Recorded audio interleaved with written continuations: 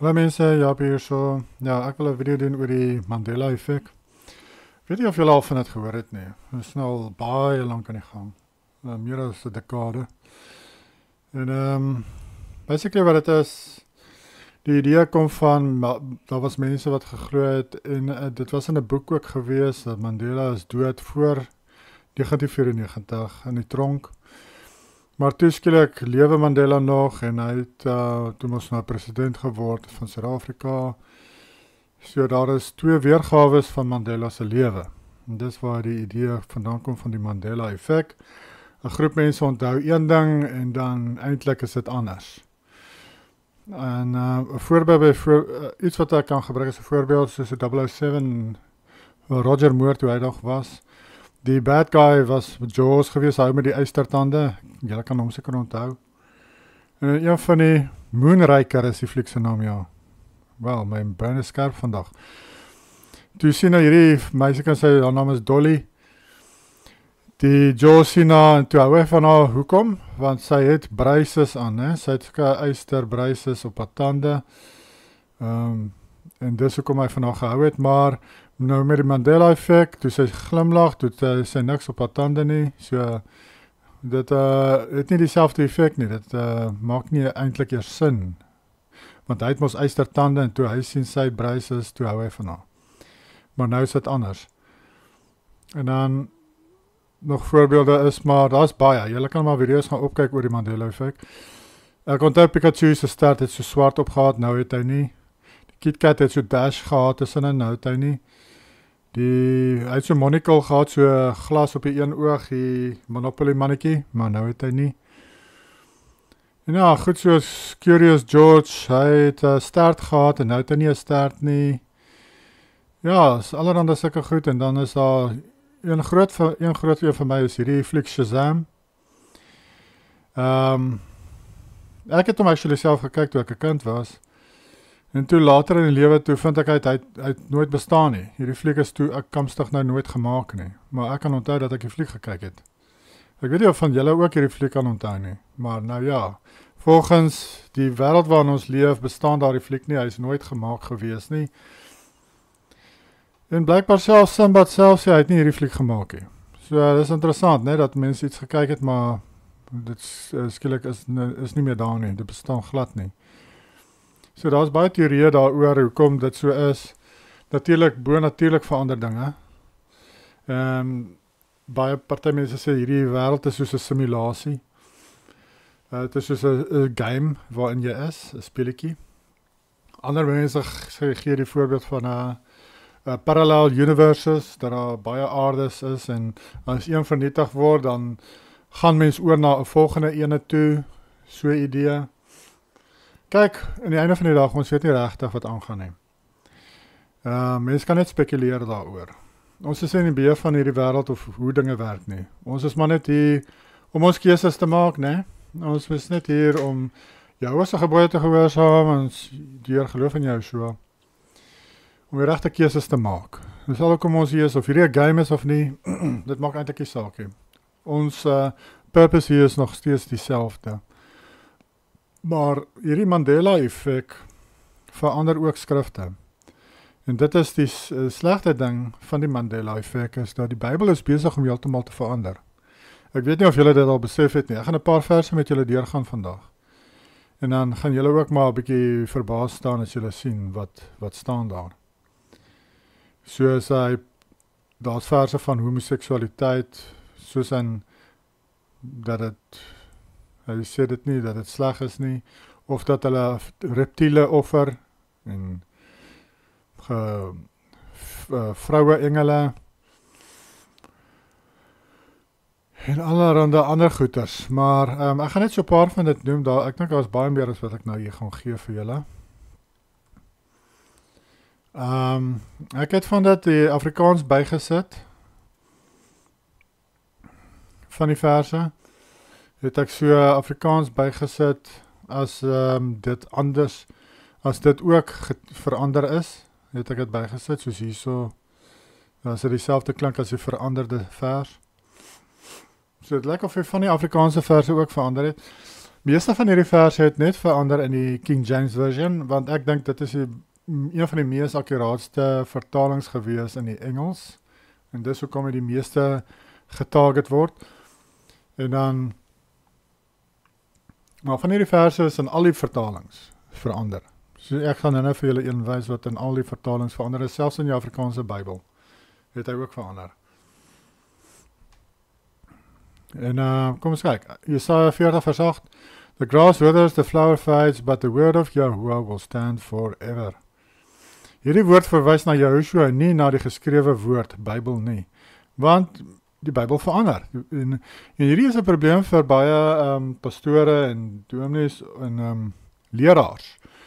Want hulle wil nie vir hulle gemeentes van hierdie goed vertel nie. Hulle sien ook hierdie goed verander, maar hulle hou dit stil. Hoekom hou dit stil? Sê vir die mense daarvan, dat hulle attent is daarop.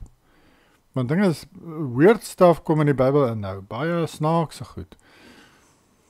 Maar die feit van die saak is, dit is omdat baie van hierdie ouens hou vas aan hierdie leer van die Bybel is infallible. Die Bybel is perfek, die Bybel kan nie verander nie. Die Bybel is Yahuwah se woord, so dit sal altyd 100% akkuraat wees en so aan.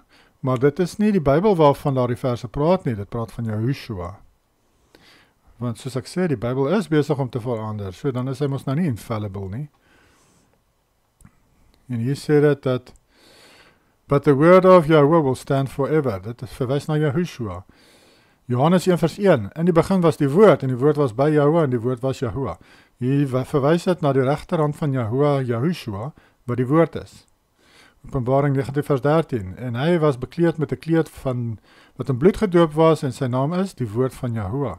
Julle sien, die Bybel sê, wie is die woord van Yahuwah? Dis nie die boek in jou hand nie, dit is Yahushua. Hebreërs 4 vers 12, want die woord van Yahuwah is lewend en kragtig, skerper as enige tweesnydende swaard en dring deur tot die skeiding van siel en gees en gewrigte en murg. En dis 'n beoordelaar van die oorlegginge en gedagtes van die hart. Openbaring 2 vers 23. I will kill her children with death, and all the churches shall know that I am he who searches the minds and the hearts. Hier verwys na Yahushua, en hier sê hy dat hy search die gedagtes in die harte van mense. So hy is waarna Hebreërs 4 vers 12 verwys. Nie die Bybel self nie boeke nie, Yahushua. Matteus 5 vers 18 het ek hier gesit, for truly I tell you, until heaven and earth disappear, not the smallest letter nor the least stroke of a pen will by any means disappear from the law until everything is accomplished. Maar as ons nou kyk na die Mandela effek, dinge is besig om selfs in die wet te verander. Maar ek sal nou 'n vers wys daarvan.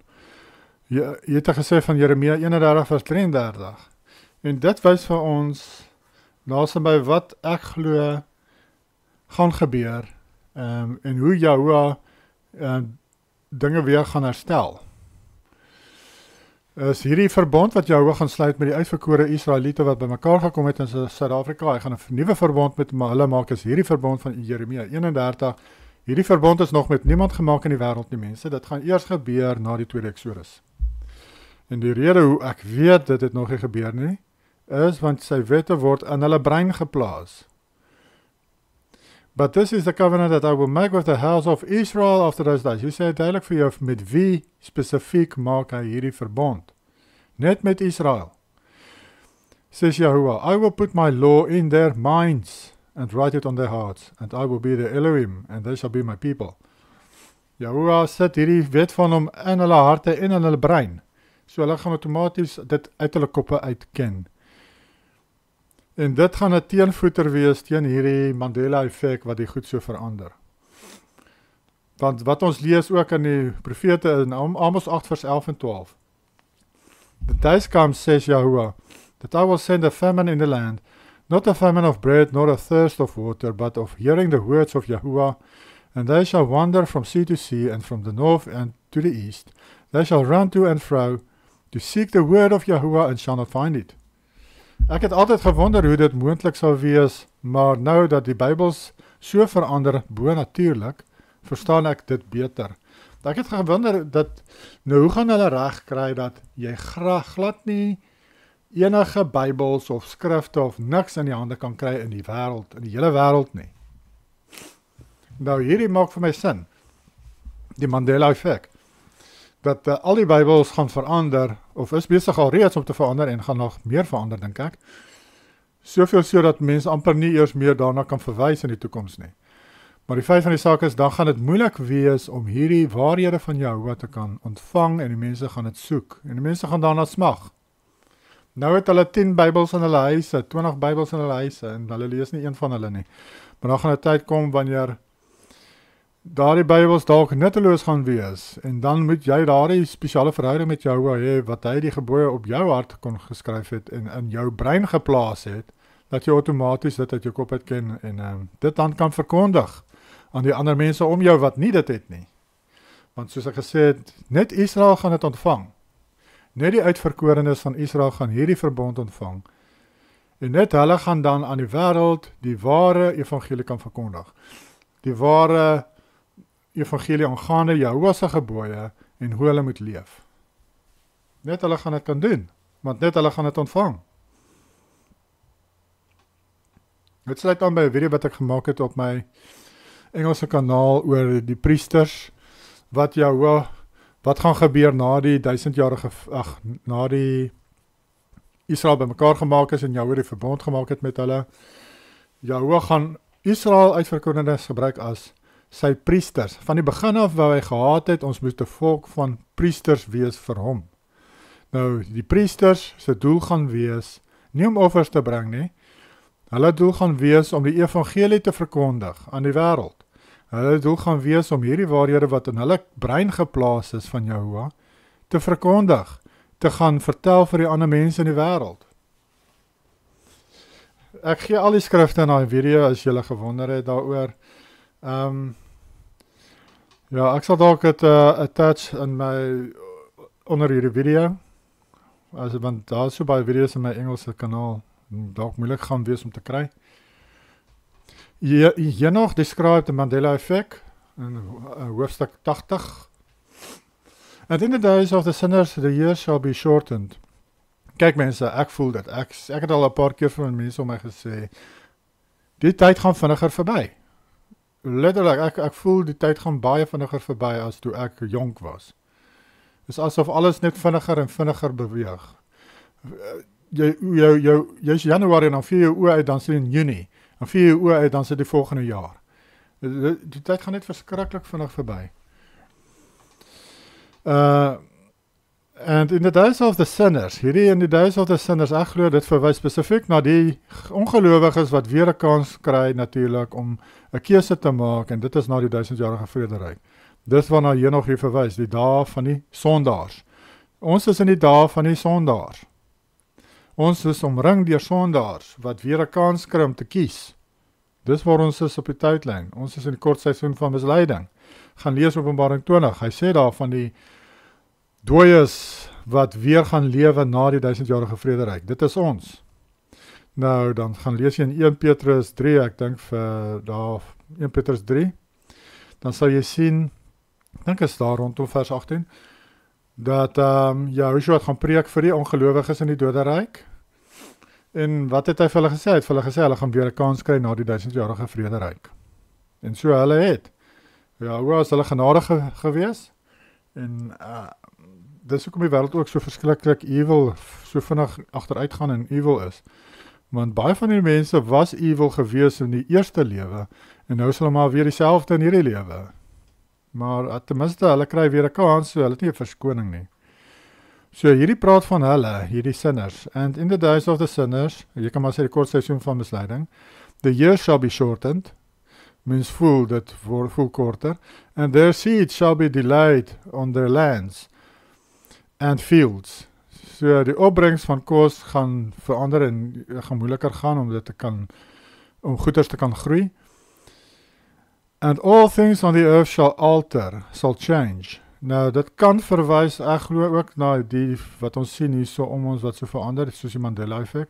En hierdie Mandela effek affekteer alles. Ek het al 'n bietjie gaan opkyk op hierdie goed, want ek het ook al agtergekom ons liggaam het verander.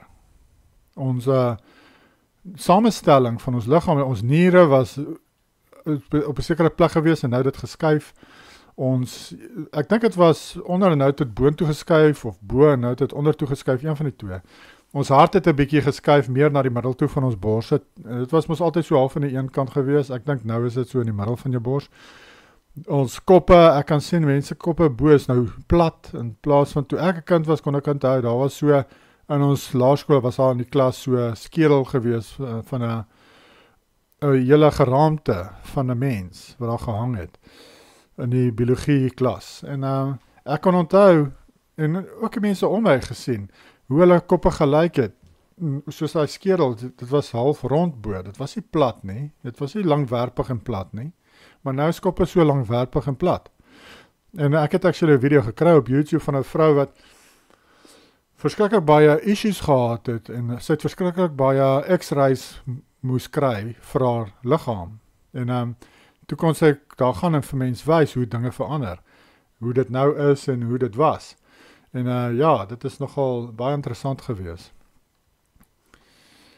Maar dit lyk of selfs dit het 'n bietjie verander. Ons liggame. Ons samestelling.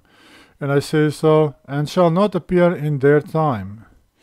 And the rain shall be kept back and the heavens shall withhold it. En die seisoene basically gaan so die mekaar word.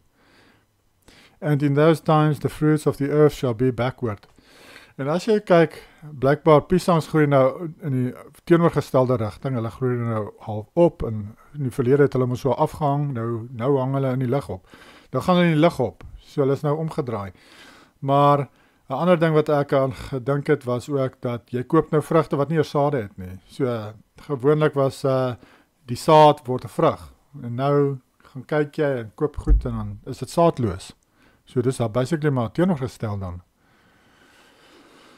In elk geval, Jesaja 11:6, the wolf also shall dwell with the lamb. In Afrikaans, dan wei die wolf by die lam. So hierdie het in al die vertalings verander. Die oorspronklike vertaling het gesê, die leeu lê by die lam. The lion will lie with the lamb. En nou is dit die wolf. Dis die mees bekendste, seker die mees bekendste Mandela effek wat daar is. En dan Matteus 9:17, neither do men put new wine in old wine bottles, else the bottles break. Nou, hoe gaan 'n bottel breek met nuwe wyn of ou wyn? Dit gaan mos nie die bottel affekteer nie. So daardie sê ding van Joshua maak nou geen sin nie. Wat het gesê het is leersakke. Soos in die Afrikaanse mens gooi ook nie nuwe wyn in ou leersakke nie.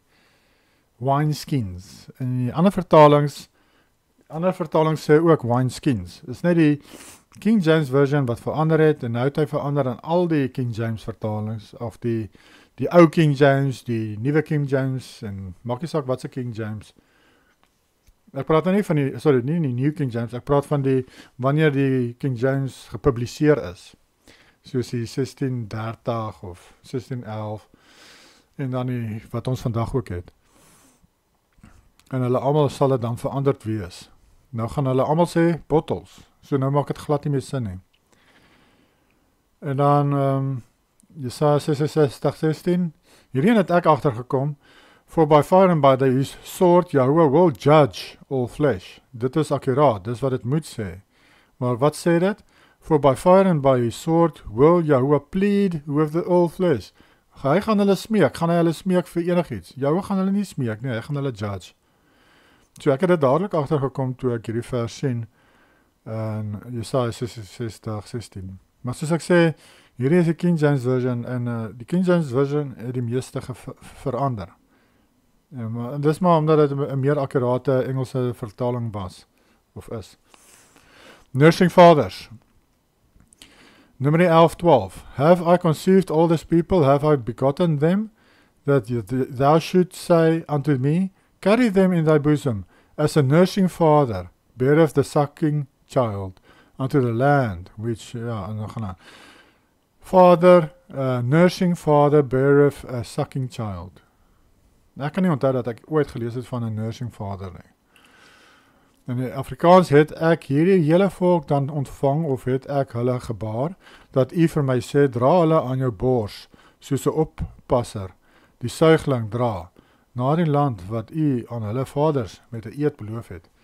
So die Afrikaans klink baie dieselfde as die Engels hierso, so dit lyk of hy ook verander het. Dat hy ook sê dat die paas het borste wat hulle die babas aan kan suig. En dan Jesaja 60 vers 16, Thou shalt also suck the milk of the Gentiles, and shalt suck the breast of kings, and thou shalt know that I, Yahuwah, am the Savior and the Redeemer. In Afrikaans, en jy sal die melk van die nasie suig en die bors van konings suig. Ja, so dit lyk of dit ook verander het, die Afrikaans. Dus dieselfde as hierdie King James version. Wat sê, suig die borste van konings. So nou sal seker vrouens, die mans. Is eintlik vrouens, vroukonings. So dit pas nogal in by hierdie transgender idees van vandag. Female angels, Sagaria 5 vers 9. Then lifted I up my eyes and looked, and behold, there came out 2 women, and the wind was in their wings. Nou, hulle is engele, 2 vroue. Toe staan ek my oë op en kyk, en daar kom 2 vroue tevoorskyn met die wind in hulle vlerke. In Afrikaans het dit ook verander. Ek glo nie, ek het die Bybel 'n paar keer deurgelees, en ek het nog nooit gelees van vroue engele nie. Maar ja, lyk my daar is nou. Vulgêre verse. How many times the Bible used the term piss against the wall? Nou, ek het van hierdie verse deurgegaan en dit sê dit nie, so ek verstaan nie, maar ek het van hulle neergeskryf, of ingesit hierso vir julle, om te sien dat dit wel sê. 1 Konings 16:11.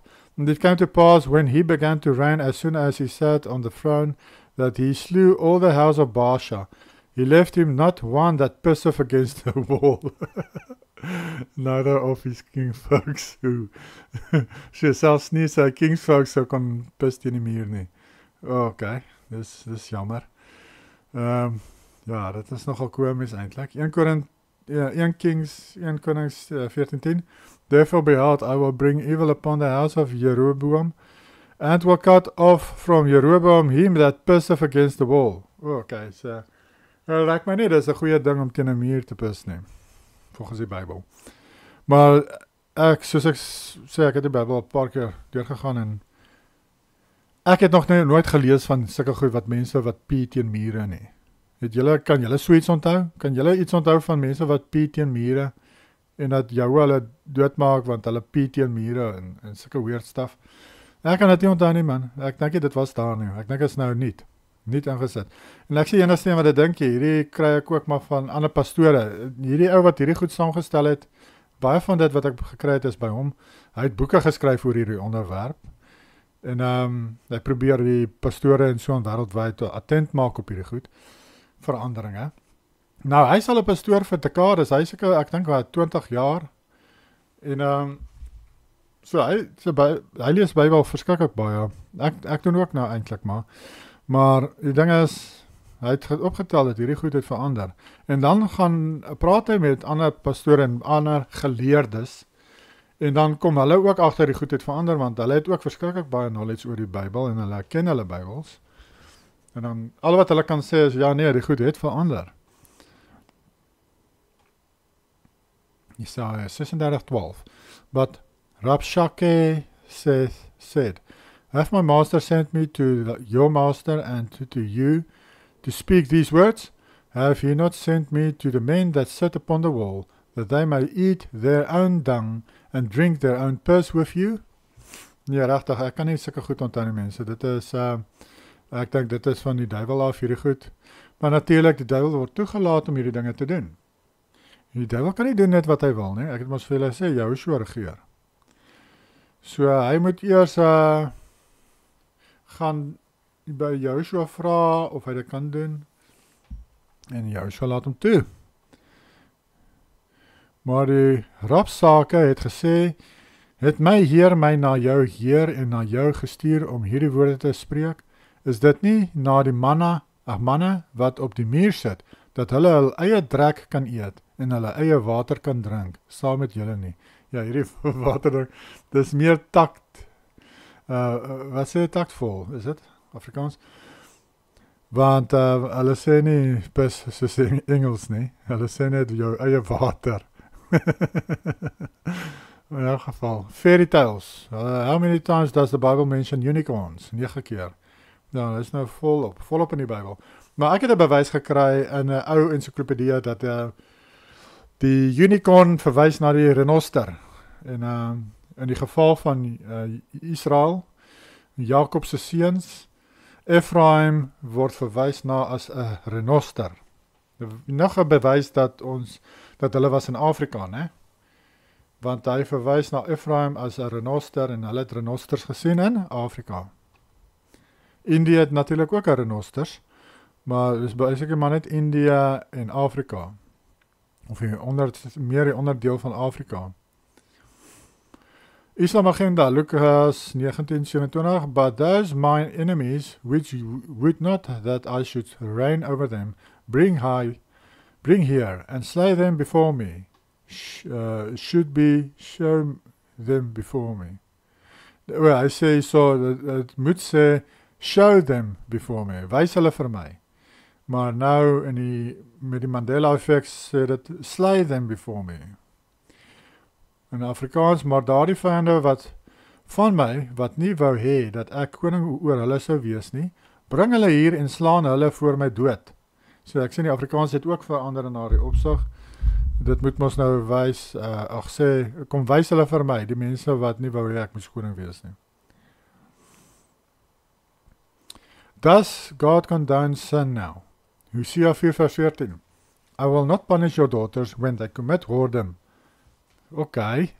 Nor your spouses when they commit adultery. So hy gaan nie hulle punish as hulle hoere is, of as die seuns rondslaap en adultery pleeg en so nie.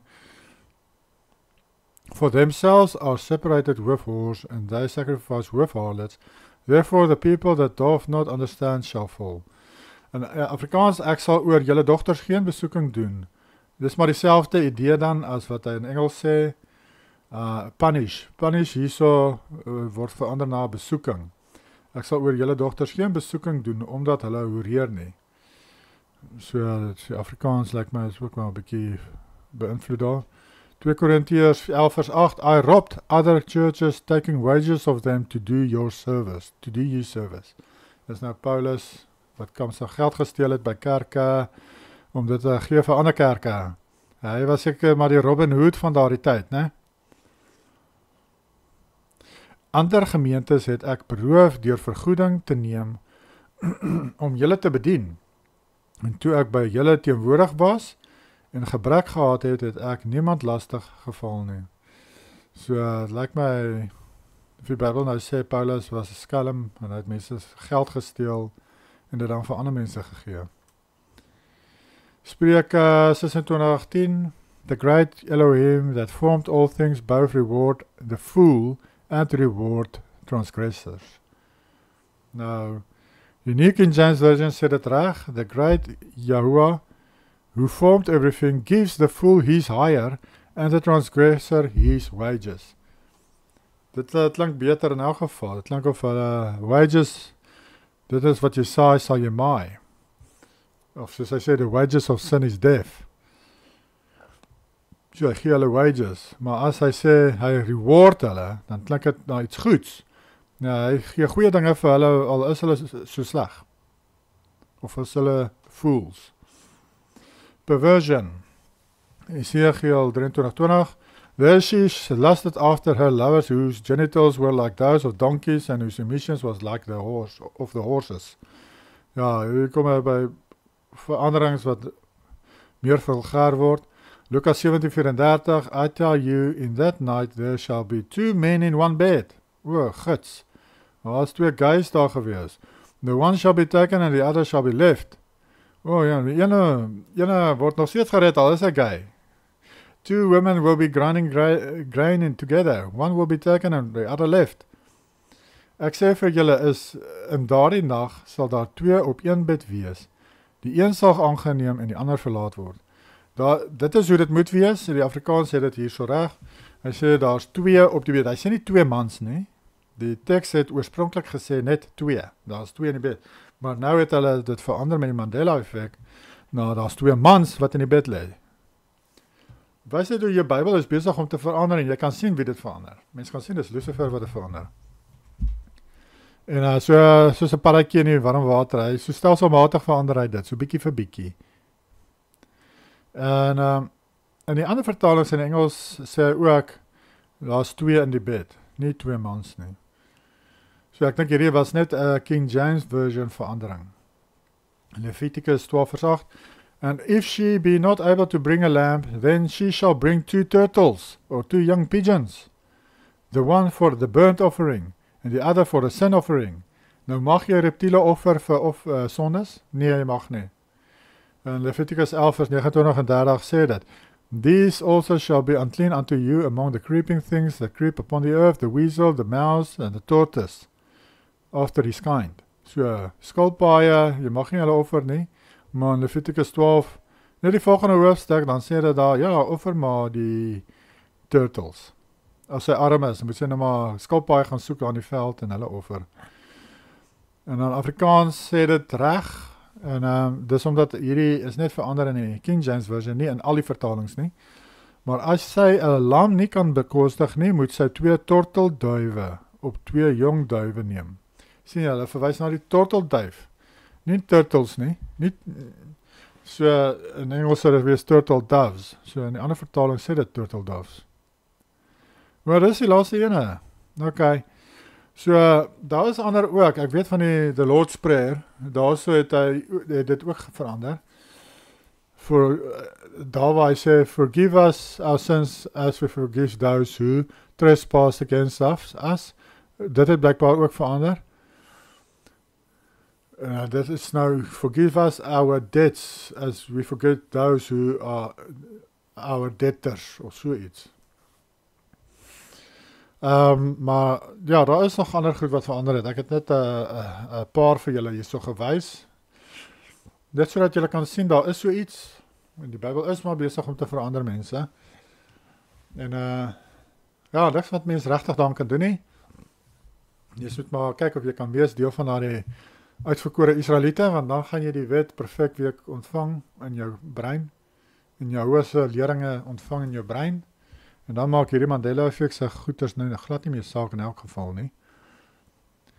Maar ja, dit is interessant die wêreld waarin ons leef, baie de mekaar tyd, ons is in die eindtyd.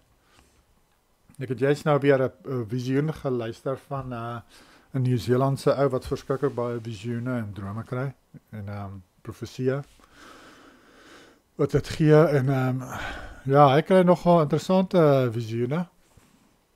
En hy het gepraat oor die tydlyn 'n bietjie, nie in 'n detail nie, net oor naast met die oorlog, hoe lank dinge gaan duur. En hy het dit opgedeel in 777, en volgens sy visioene. Die aanvalle op die wit Israel nasies gaan wees 7 jaar, dan is dit 7 jaar wat hulle geoccupy gaan word, dat hulle gaan regeer gaan word deur Rusland en sy alliansies, net soos wat ek nou maar sê, en dan gaan hulle skielik kan terugveg en hulle plekke terugvat en selfs daardie lande gaan aanval wat hulle aangeval het vir die laaste 7. So volgens wat hy sê, klink dit dan of na 14 jaar, wanneer die Rusland en sy alliansies die Israel nasies begin aanval wêreldwyd, wat nog nie eintlik gebeur het nie, dan kan jy so 14 jaar, 15 jaar aftel, dan is dit veronderstel om die slag van Gog van Magog te wees, waar die weermagte van Rusland, China en daardie moslimlande en so aan vernietig word, en dan verstaan ek dat die laaste 7 waar die nasies weer hulle plekke kan terugvat en daardie nasies selfs gaan aanval, wat nou heeltemal verswak is, want hulle is verbrand. Hulle is nie meer daar nie, hulle is vernietig met die slag van Gog van Magog. So dit lyk of die dinge, as hierdie goed begin gebeur, die oorlog teen Europa, wat Israel is, teen Engeland, en dan Australië, Nieu-Seeland, en dan laaste, seker Amerika, As dit dan voltooi is, dit gaan voltooi wees naasby in 14 jaar ten minste, en dan, want met so 14, 15 jaar gaan hulle dan kan van die gelowiges wil aanval, dan Suid-Afrika, waar Joshua gaan wees met sy vleiende staat bo Suid-Afrika om hulle te beskerm, soos wat ek aan ander video's vir julle gesê het, en die draak gaan sy kop uitsteek, en gaan 'n vuur blaas, en hierdie Rusland-alliansies, en hulle almal daar verbrand. En dan gaan die wêreld kan terugvat wat weggevat was van hulle, die nasies. Ja, so dit pas alles baie mooi in my sienings, en wat ek sien in die Bybel, en wat ek met julle deel. Baie mooi in lyn met dit alles. En iemand het in die comments van my geskryf, dat van die draak onder die see, daar was blijkbaar so aardbewing daar gewees van 6.6, daar by sy kop.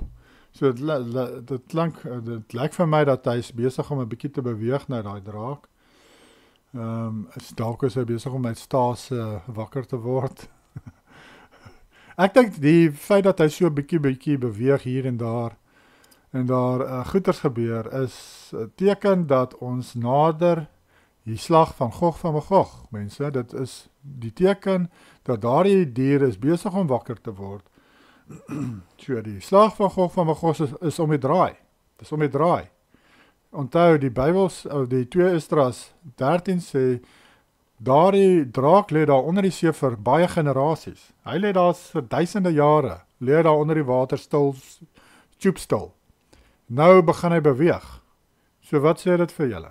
Dit sê vir julle dat ons nader die tyd wat daardie draak sy kop gaan uitsteek en sy vuur gaan blaas. Sjoe, dit is net amazing.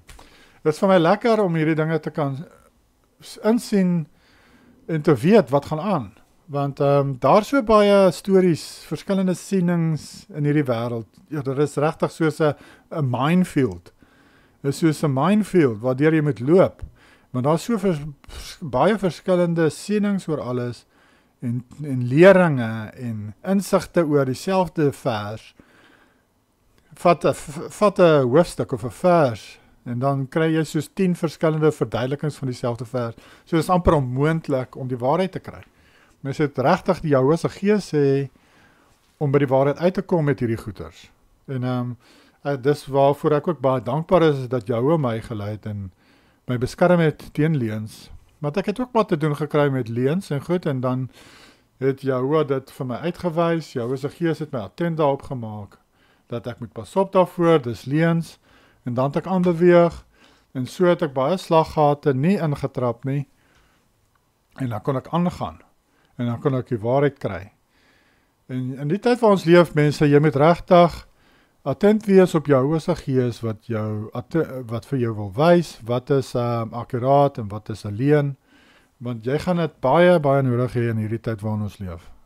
Hierdie is maar 'n verskriklike tyd van misleiding. Ons is in die kort tyd van misleiding, en aangaande die Bybel, aangaande leringe in die Bybel, is daar ook verskriklik baie misleiding.